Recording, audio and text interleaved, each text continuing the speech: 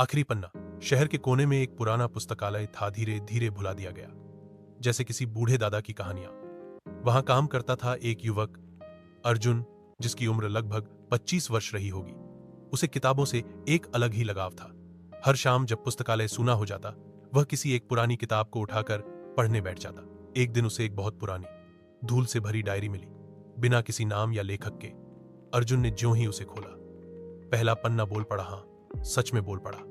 स्वागत है पाठक, मैं एक अधूरी कहानी हूं। अगर तुमने मुझे पूरा किया तो मेरी दुनिया भी पूरी हो जाएगी।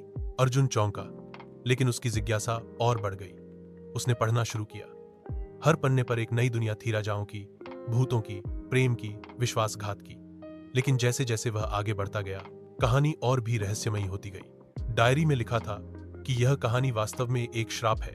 जिसने इसे आखिरी पन्ने तक पढ़ा, वह उस कहानी का हिस्सा बन जाता है।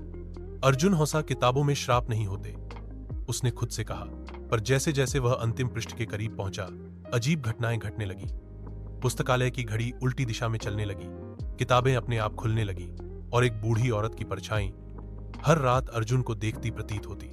एक रात अर्जुन ने आखिरी पन्ना पढ़ने का निश्चय किया।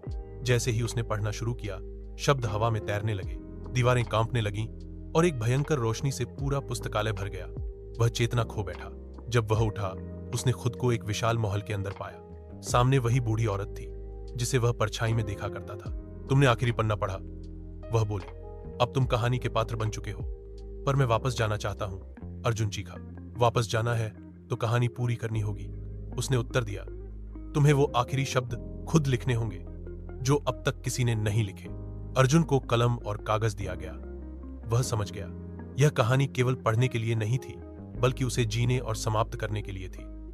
उसने अपनी पूरी आत्मा से लिखा, कभी कभी अंत ही एक नई शुरुआत होता है। जैसे ही उसने आखिरी शब्द लिखा, सब कुछ धुंधला हो गया। अर्जुन ने खुद को फिर उसी पुस्तकालय में पाया। डायरी अब एक सामान्य किताब बन चुकी थी। सब शांत था, मगर अर्जुन जानता था उसने एक दुनिया को मुक्त किया है।